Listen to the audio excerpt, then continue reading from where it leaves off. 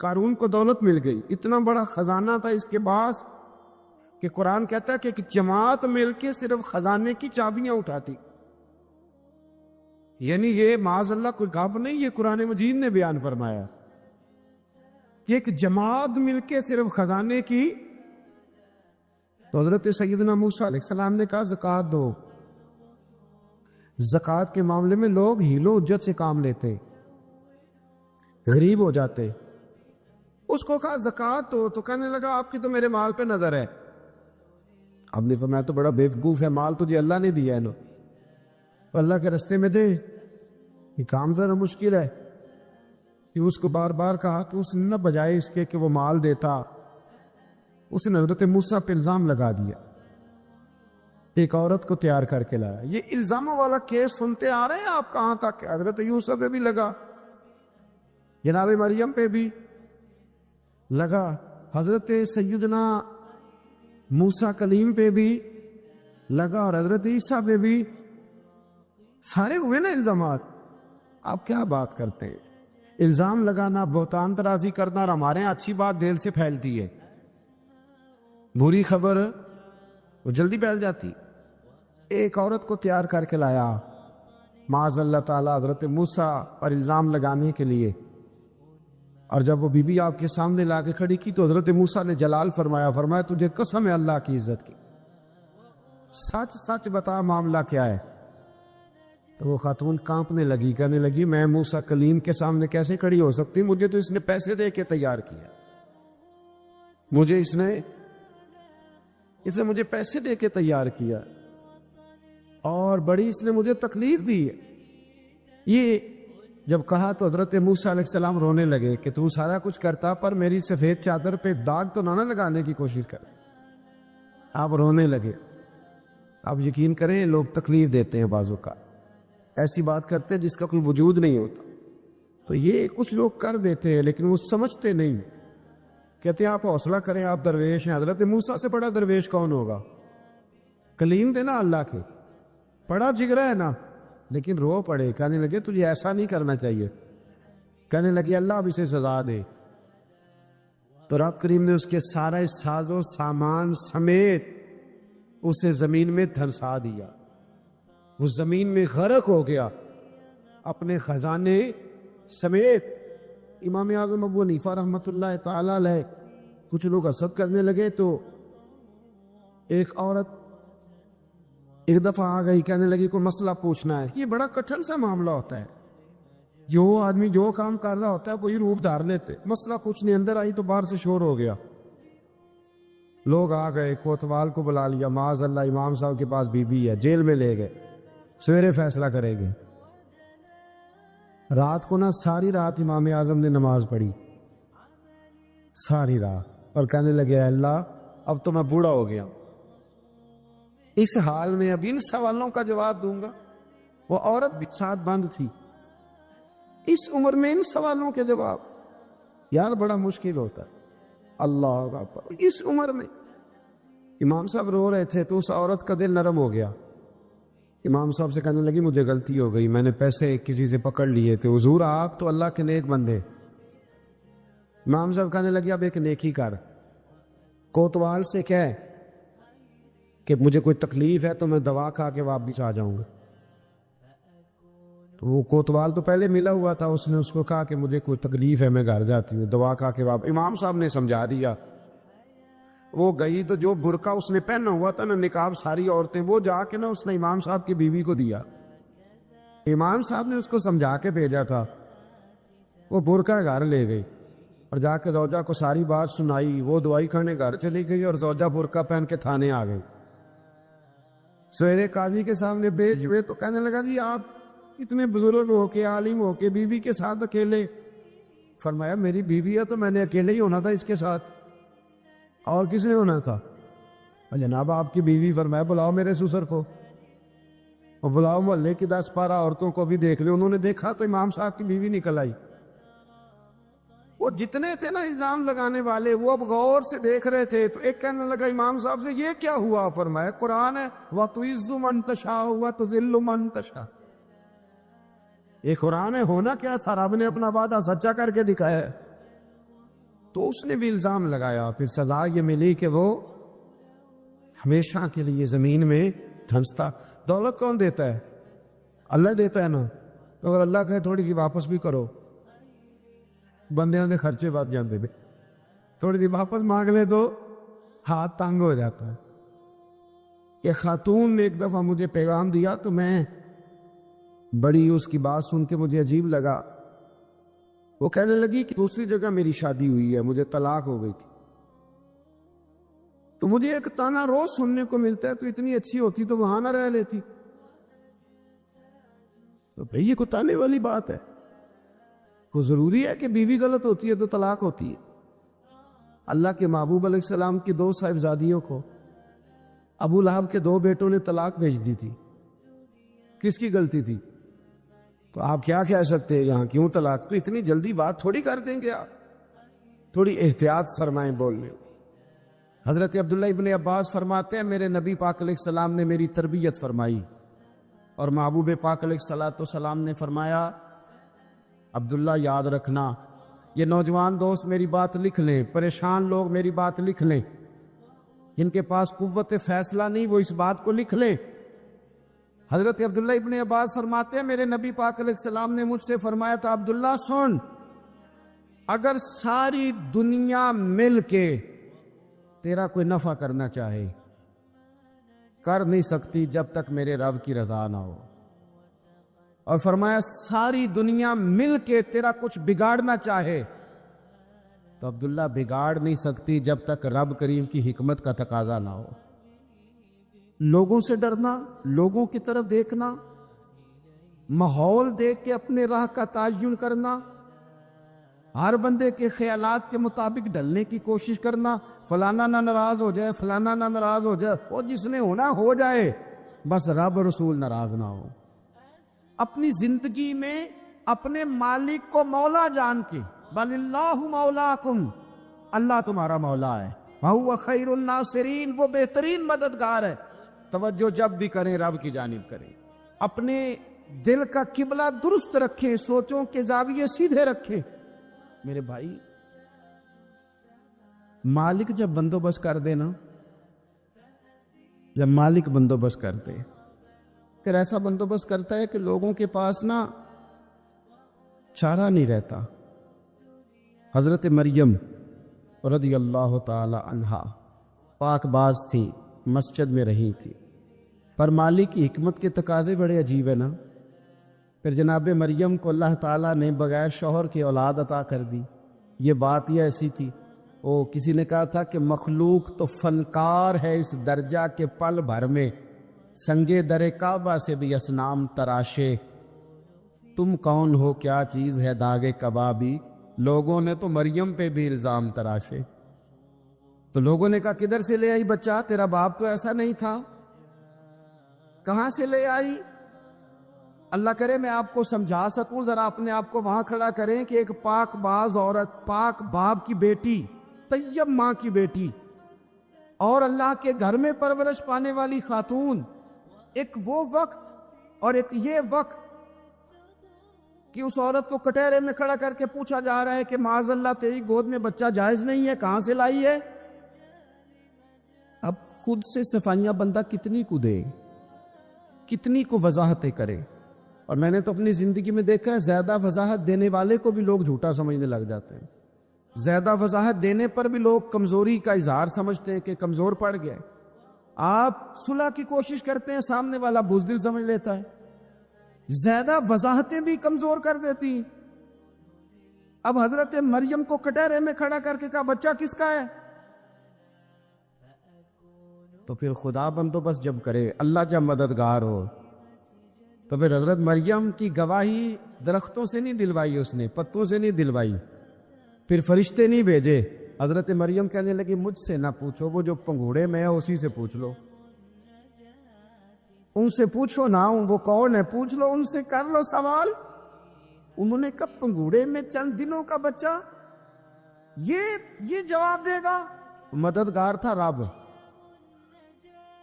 ان کی برات کا اعلان کرنا تھا مالک نے، اور جب مالک اعلان کر دے، جب مالک تیری صفائی دینا چاہے، جب مالک تجھے دنیا کے سامنے نکھارنا چاہے تو پنگوڑے میں لیٹے حضرت عیسیٰ بول کے کہنے لگے انی عبداللہ آتانی الکتاب، فرمایا میں اللہ کا بندہ ہوں، رب نے مجھے کتاب عطا کر کے نبی بنا کے دنیا میں بھیجا ہے، میں اللہ کا بندہ ہوں، کتاب لے کے آیا ہوں، نبی بن کے آیا ہوں۔ پھر پنگوڑے سے اعلان ہو گیا، پھر بچہ بول پڑا، اور یہ ایک دفعہ نہیں بات ہوئی۔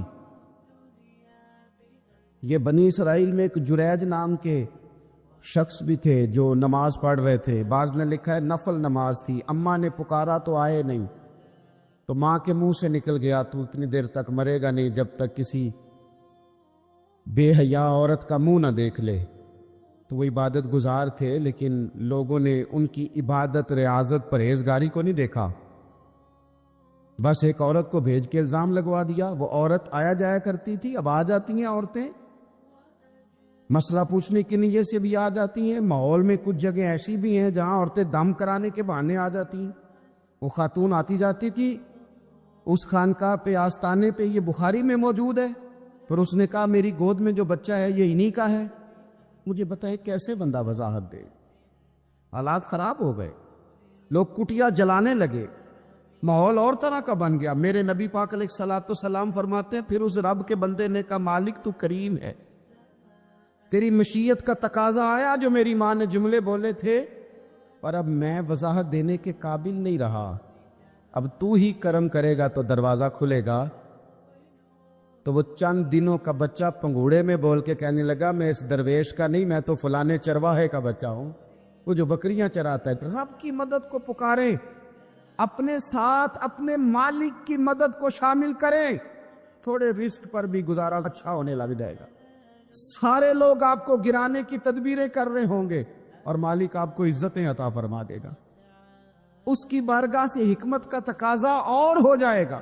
ہم نے ساری زندگی لوگوں کو راضی کرنے میں گزار دی، ساری زندگی بڑھاپا آ گیا بچوں کو پالتے، اور بچوں نے آخری عمر میں کہہ دیا ابا اگر کوئی ڈھب کا کام کر لیتے تو آج ہمارے دن بھی پھر نہ جاتے۔ ساری زندگی گزار دی بہن بھائیوں کو راضی کرنے میں، ساری زندگی گزار دی ذمہ داریاں اٹھانے میں، ان کو 99 دفعہ دیا، ایک دفعہ نہیں دیا تو انہوں نے کہہ دیا تو نے تو کبھی دیا ہی نہیں، تو تھا ہی نہیں۔ ساری زندگی محلے داروں، علاقے والوں کو راضی کرنے میں گزار دی۔ اور میں نے ایسے لوگ بھی دیکھے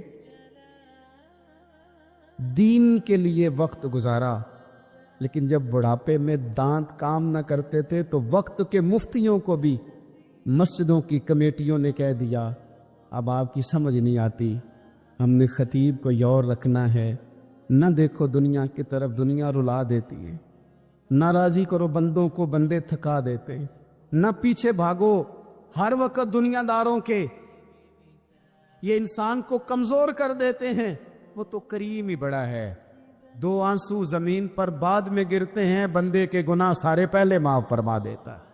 اللہ کی مدد کا حصول، اپنے مالک کی مدد کی طرف بڑھنا، آپ کو بدر کی جنگ بھی یہی درس دے گی، آپ کو احد کا میدان بھی یہی سبق دے گا، فتح مکہ بھی یہی سبق دے گا۔ میرے دوستو، جب رب مدد فرمائے، جب اللہ مددگار بنے، دوستوں سے ایک بات اکثر کرتا ہوں، میں کہتا ہوں کہ جتنے درد سے آپ امیر کو اپنی کہانی سناتے ہیں نا، اور جس طرح آپ کے آنسو بات کرنے سے پہلے گر جاتے ہیں کہ غریب ہیں، بچیاں ہیں، کاروبار نہیں، او میرے سنگیو، اس سے آدھے آنسو اپنے رب کی بارگاہ میں بکھیرو، اس کے حضور عرض گزار ہو جاؤ، اس سے طلب کرو۔ ایک وقت انسان پر زندگی میں ایسا آتا ہے کہ اسے یوں محسوس ہوتا ہے کہ میرا سایہ بھی ذرا سا پیچھے ہٹ گیا ہے، اسے یوں لگتا ہے کہ میں کسی سہارے پہ ہاتھ ڈالتا ہوں تو وہ بھاگ جاتا ہے مجھ سے، لیکن مالک کی بارگاہ ایسی عظیم بارگاہ ہے، رب رسول کے آستانے اتنے بڑے ہیں کہ آپ جب وہاں کشکول طلب دراز کرتے ہیں تو جھولی پھیلانے میں دیر لگتی ہے، ان کو بھرنے میں تو کوئی دیر نہیں لگتی۔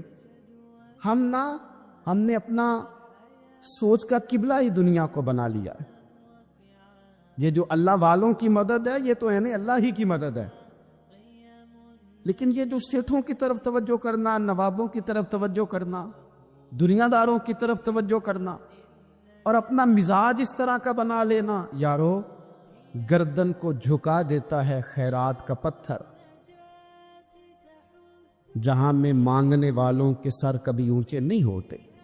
اور اقبال کہتے ہیں غیرت ہے بڑی چیز جہان تگ و دو میں، پہناتی ہے یہ فقر کو تاج سردارا۔ میں عرض کروں گا کہ اپنی آپ جب توجہ کا قبلہ اللہ رسول کو بنائیں گے تو رب فرماتے وَيَرْزُقْهُ مِنْ حَيْثُ لَا يَحْتَسِبُ، میں نہ تجھے وہاں سے رزق دوں گا جہاں سے کبھی تیرا گمان بھی نہیں گیا ہوگا، یہاں سے بھی مل سکتا ہے، تو نے سوچا بھی نہیں ہوگا۔ بخاری شریف میں حدیث ہے، حضرت جابر بن عبداللہ فرماتے ہیں نبی پاک صلی اللہ علیہ وسلم نے 300 لوگوں کا ایک لشکر روانہ کیا کسی مہم کے لیے، کسی جہاد کے لیے۔ حضرت ابو عبیدہ بن جراح رضی اللہ تعالیٰ عنہ امیر لشکر تھے۔ فرماتے غربت اتنی زیادہ تھی، بھوک اتنی زیادہ تھی کہ ایک ایک کھجور دن میں ایک وقت کھانے کو ملتی تھی، اور کچھ دن ایسے آئے کہ اب کھجور بھی نہیں مل رہی۔ فرماتے اتنی زیادہ بھوک لگی مجاہدین کو 300 بندہ پتے کھا کے گزارا ہونے لگے۔ یہ بخاری میں موجود ہے۔ آپ فرماتے کہ دریا کے کنارے ہمارا پڑاؤ تھا، ٹھہراؤ تھا، جب بھوک سے نڈھال ہو گئے نا وَيَرْزُقْهُ مِنْ حَيْثُ لَا يَحْتَسِبُ، اللہ وہاں سے روزی دیتا ہے، گمان بھی نہیں ہوتا۔ فرماتے ہیں ایک مچھلی اللہ تعالیٰ نے دریا کے کنارے بھیجی، فرماتے ہیں وہ تھی تو مچھلی پر پہاڑ جتنی تھی۔ بخاری میں لفظ ہیں، حضرت جابر بن عبداللہ رضی اللہ تعالیٰ عنہ فرماتے ہیں 300 آدمی 18 دن تک اس مچھلی کو کھاتے رہے، مچھلی ختم ہی نہیں ہوئی۔ مچھلیاں نہیں، مچھلی کہتے ہیں 18 دن 300 بندہ کھاتا رہا، مچھلی ختم ہی نہیں ہوئی۔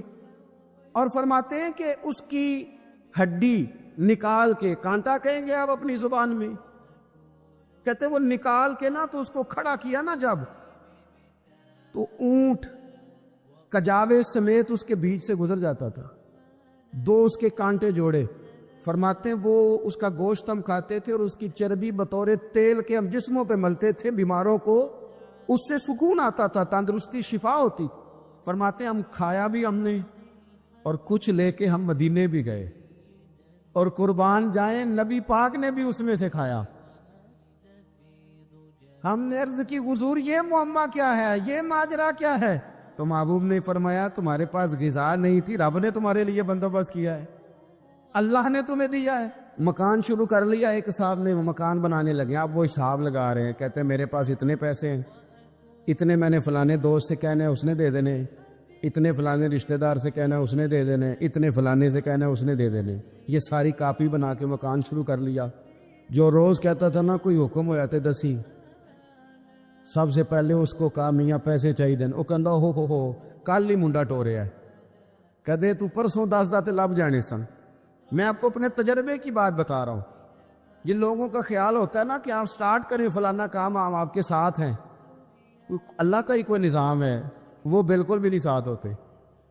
لیکن ایسا نہیں ہے کہ کوئی ساتھ نہیں ہوتا، اللہ تعالیٰ بڑے اسباب پیدا کرتا ہے، وہاں سے دیتا ہے جہاں سے گمان بھی ہمارا یہ ذہن بن جاتا ہے، ہم ساری اپنے حساب سے چلتے ہیں، اتنے رشتہ داروں سے، اتنے کون آپ کے ساتھ چلے گا، سوال ہی نہیں پیدا ہوتا۔ یہ سارے کام چھوڑ کے سب سے پہلے 2 رکعتیں پڑھو، اپنے رب کی بارگاہ میں، رسول کائنات کی بارگاہ میں گزارشات اور استغاثے پیش کرو، وہاں سے خیر طلب کرو۔ دنیا دار کیا دیں گے، کیا دے سکتے ہیں، کیا حیثیت ہوتی ہے کسی، اللہ کہتا ہے وہاں سے دوں گا۔ تو جو اللہ مال دے وہ لینا چاہیے کہ رشتہ داروں کا مال دیکھنا چاہیے؟ جو اللہ دے وہ لینا چاہیے کہ سیٹھوں نوابوں کی جیبیں دیکھنی چاہیے؟ جو اللہ دے وہ قبول کرنا چاہیے یا دیکھنا چاہیے کون سا آدمی کہاں پہنچ گیا؟ چھوڑو، اپنی مٹی پہ چلنے کا سلیقہ سیکھو۔ کسی کے سنگ مرمر پہ چلو گے تو پھسل جاؤ گے۔ مدد اللہ سے چاہیں، اپنی توجہات کا مرکز رب رسول کی ذات پر بنائیں، پھر آپ محسوس کریں گے کہ بڑی جلدی اللہ تعالیٰ کی مدد آنے لگی ہے۔ کبھی آپ صرف کہہ دیں نا میرا رب میرے ساتھ ہے، اس لفظ میں اتنی طاقت ہے کہ دشمن ویسے زہر ہو جاتا ہے۔ زندگی میں کسی سے بھی لڑائی ہو اچھی طرح سوچ لیں کہ اللہ اس طرف ہے یا اس طرف ہے. اگر آپ زیادتی پہ ہیں تو پھر رب مظلوم کی جانب ہے. اگر اللہ کی مدد آپ کے ساتھ ہے تو دنیا کی کوئی طاقت آپ کو گرا نہیں سکتی. اور اگر آپ مظلوم کے مقابلے میں ظالم بن کے آپ کھڑے ہو گئے ہیں اور آپ نے رویہ وہ اختیار کیا ہے کہ جس میں مدد نہیں آئے گی, تو پھر یاد رکھ لیں کہ آپ کوئی بھی ہیں, کہاں بھی ہیں, آپ کمزور ہیں. طاقتور تھے ابتدائے اسلام میں, ظاہری طاقت تھی کفار مکہ کے پاس, وہ ڈنڈوں سے مارتے تھے غریبوں کو, ان کے ہاتھوں میں ڈنڈے تھے, پر خدائی طاقت ان مظلوموں کے ساتھ تھی. صاحب زرقانی نے لکھا ہے حضرت زنیرہ رضی اللہ تعالیٰ عنہ ایک لونڈی ہیں, غریب ہیں, ماڑے دا کی کام محمد نس جانا یا رونا, غریب سادی بی بی اور لونڈی کنیزہ, ایک مشرک کی کنیزہ تھی, انہوں نے کلمہ پڑھ لیا, وہ ڈنڈوں سے مارتا, دروں سے مارتا, تکلیف دیتا. حضرت زنیرہ رضی اللہ تعالیٰ عنہ کو اتنا مارا, اتنا مارا. اب آپ ایک اور پہلو پر بھی غور کریں, مار بھی پڑ رہی ہے پر خدا ادھر ہی ہے, اللہ کی مدد ادھر ہی ہے. رب کہتا ہے کہ پہلے تو صبر کرنا, ان اللہ مع الصابرین, تو صبر کرے گا تو پھر رب کی معیت ملے گی. ذرا ٹھہرنا, تو تھوڑا ڈٹنا. ان الذین قالوا ربنا اللہ ثم استقاموا تتنزل علیہم الملائکہ, تو کہے اللہ میرا رب ہے, پھر تو پہلے ڈٹ, پہلے تو نے ڈٹنا ہے. ثم استقاموا, جو ڈٹ گیا, تتنزل علیہم الملائکہ, ڈٹنے والے کے لیے مدد آتی. پہلے تھوڑا ٹھہرنا پڑتا ہے, پہلے تھوڑا صبر کرنا پڑتا ہے, حوصلہ کرنا پڑتا, اس کے بعد مدد آتی. مار پڑ رہی ہے, مارا جا رہا ہے. حضرت زنیرہ کو ان کا مالک جو ہے ظاہری آقا وہ مار رہا ہے, یہ کنیزہ ہے, اتنا مارا, اتنا مارا, ان کی بینائی چلی گئی, نظر آنا بند ہو گیا. ابو جہل آیا اور کہنے لگا زنیرہ دیکھا نا ہمارے بت تیری آنکھیں لے گئے, معاذ اللہ, لات و منات ہمارے بتوں نے تجھے اندھا کر دیا. اب ایسا نہیں ہے کہ بی بی روتی جا رہی ہے, روتی جا رہی ہے, مایوسی مایوسی, معاذ اللہ, پریشانی, غریبی بڑی ہے, پوچھنے والا کوئی نہیں, یہ باتیں نہیں. کیا جملے ہیں خاتون کے, کیا لفظ ہیں. ابو جال نے تنزیہ کہا, معاذ اللہ, کہنے لگا دیکھا نا ہمارے بتوں نے تجھے اندھا کر دیا. تو جناب زنیرہ آنکھوں کی بینائی گئی ہے, رات کو گئی ہے, دکھ ابھی تازہ ہے, لیکن اللہ پہ جو توکل ہے, اپنے مالک سے جو رشتہ ہے, وہ اتنا مضبوط ہے, اتنا طاقتور ہے, اس میں اتنی گہرائی ہے کہ حضرت زنیرہ بول کے نا اتنی قوت سے بولی, اتنی طاقت سے بولی کہ پورے کفر پر لرزہ طاری ہو گیا. فرمانے لگی تمہارے پتوں کی کیا اوقات ہے کہ وہ میری بینائی لے جائیں, یہ میری رب کی حکمت کا تقاضا ہے. جب تک اس نے چاہا زنیرہ دیکھتی رہی, اور جب اس نے چاہا زنیرہ کی آنکھوں کی بینائی چلی گئی, اور اگر وہ چاہے گا نا تو بینائی واپس بھی کر دے گا. اگر ہو ذوق یقین پیدا تو کٹ جاتی ہیں زنجیریں, اگر وہ چاہے گا تو بینائی آ بھی جائے گی. حضرت زنیرہ نے رات کو یہ لفظ کہے, ابو جال اور سارے کفار ڈر کے سن کے چلے گئے. آپ اطمینان سے آ کے بستر پہ سوئی. جب سویرے اٹھی تو اللہ نے آنکھوں کی روشنی واپس کر دی تھی. آنکھوں کی اب چھڑی پکڑی ہے, بازاروں میں گھومتی ہے, کہتی ہیں بلاؤ کدھر ہے تمہارے لات و منات, دیکھو میرے رب نے روشنی واپس کر دی. آ کر میرے ساتھ ادھر آ, ستمگر ہنر آزمائے, تو تیر آزما ہم جگر آزمائے. بیمار لوگوں یاد رکھو, کہہ دیا ڈاکٹر نے کہ تو بڑا بیمار ہے, تو بڑا کمزور ہے, یہ ہو گیا وہ ہو گیا, تو ڈاکٹر اپنے علم کے مطابق بات کر رہا ہے. ہوگا تو وہ جو میرا رب چاہے گا. کمزور ہو جانا, پریشان ہو جانا, تکلیف میں آ جانا, پتہ نہیں بات ہو گئی ہے تو جانے کیا ہو جائے گا.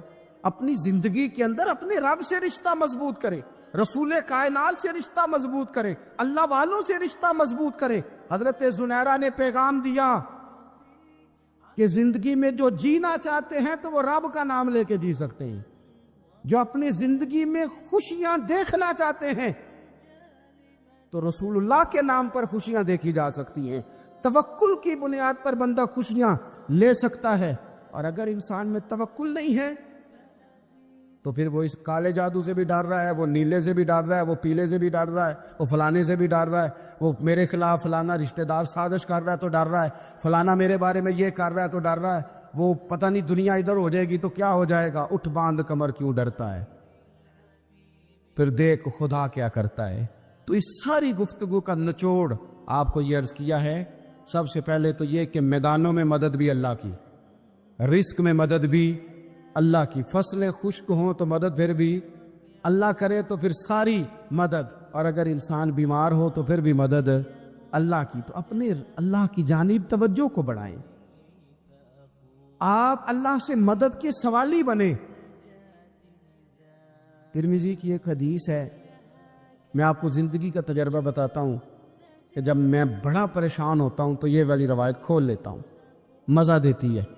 میرے نبی پاک علیہ السلام نے فرمایا اپنے دکھ سیٹھوں نوابوں کو نہ کہنا, مالداروں کا نہ کہنا, ورنہ اللہ تمہیں کبھی غنی نہیں کرے گا. فرمایا اپنے دکھ اپنے رب کی بارگاہ میں عرض کرنا, جلدی کرے یا دیر سے کرے اللہ تمہیں لوگوں سے بے نیاز کر دے گا, اللہ تمہیں غنی کر دے گا. رات کو بیٹھو نا اس کی بارگاہ میں.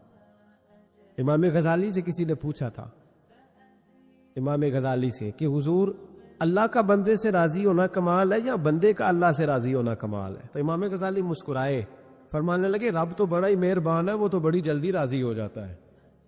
وہ تو مسجد میں آ کے توبہ کرے تو اللہ راضی, کسی یتیم کے سر پہ ہاتھ پھیرو تو اللہ راضی, وہ تو کسی اندھے کو رستہ دکھایا تو اللہ راضی ہو گیا, وہ تو طوائف نے کتے کو پانی پلایا تو اللہ.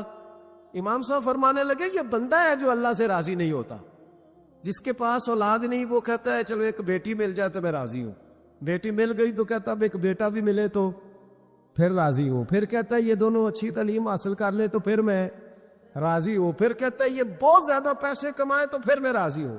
بہرحال راضی ہوتا, لیکن جو راضی ہو جاتا ہے نا, اللہ اکبر, جو اللہ سے راضی سکھی بڑا رہتا ہے, سکون میں بڑا رہتا ہے, مطمئن بڑا رہتا ہے. جو سمجھ لیتا ہے نا کہ جو میرے رب نے بہتر سمجھا وہ میرے اللہ نے مجھے. میں کبھی کبھی سوچتا ہوں کہ یار حضرت بلال حبشی نے کوئی عہدہ نہیں مانگا ساری زندگی, انہوں نے نہیں کہا مجھے بھی ایک صوبے کا گورنر بناؤ میری بھی خدمات ہے, مجھے بھی وزیر خزانہ بناؤ میرا بھی کچھ بنتا ہے. ایک دفعہ نہیں کہا سیدنا بلال حبشی رضی اللہ تعالیٰ عنہ نے کہ میری بھی کوئی ڈیوٹی ایسی ہونی چاہیے کہ مجھے چلو سپہ سالار ہی بنا دیا جائے. ساری زندگی مسجد میں جھاڑو دیا تو اسی پہ راضی رہے, ساری زندگی محبوب کے مہمانوں کا لنگر پکایا تو اسی پہ راضی رہے, ساری زندگی میرے محبوب علیہ السلام کے بچوں کی نوکری کی تو اسی پہ راضی رہے, راضی بالرضا رہے. حضرت سیدنا موسیٰ علیہ السلام نے عرض کی کوہ طور پہ جا کے, مولا میری قوم پوچھتی ہے کہ کوئی ایسا کام بتا جو ہم کریں تو ہم سے راضی ہو جائے. حضرت موسیٰ کی قوم کا خیال تھا کہ تہجد کا حکم آئے گا تو پڑھیں گے, صدقات کا حکم آئے گا تو دیں گے, جہاد کی بات ہوگی تو کریں گے. کچھ جو نیک لوگ تھے ان میں سے انہوں نے یہ پیغام دیا کہ مالک ہمیں بتائے کہ وہ کس کام پہ راضی ہوتا ہے, ہم وہ کام کریں تاکہ اللہ ہم سے راضی ہو جائے. حضرت موسیٰ کلیم کہتے میں نے عرض کی مولا میری قوم پوچھتی ہے کہ کون سا ایسا کام کریں کہ تو راضی ہو جائے. تو رب کریم نے ارشاد فرمایا موسیٰ, کہتے میرا خیال تھا کوئی لسٹ ملے گی, لیکن مالک نے ایک جملہ کہا, ایک جملہ, اور تفسیروں کے دریا بہا دیے.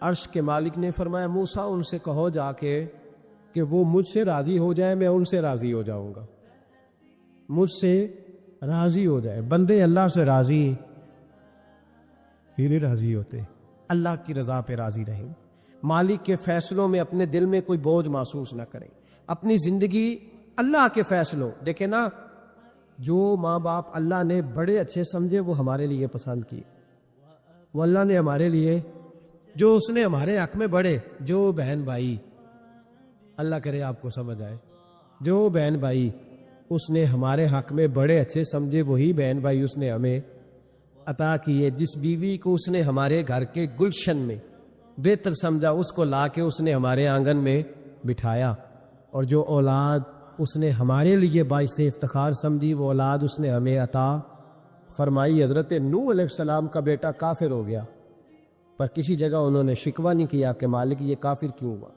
اللہ کے قبضے میں ہے نا دل، پھیر سکتے ہیں نا، مقلب القلوب ہے، لیکن حضرت نوح نے دعا اللہ کی رضا پر راضی رہے، سمجھو کہ میرے حق میں جو بہتر تھا مالک نے وہ چیز مجھے عطا کر دی۔ ہم یہ سوچتے ہی نہیں کہ ہمیں نہیں پتا ہمارے حق میں بہتر کیا ہے، ہمارے رب کو پتا ہے۔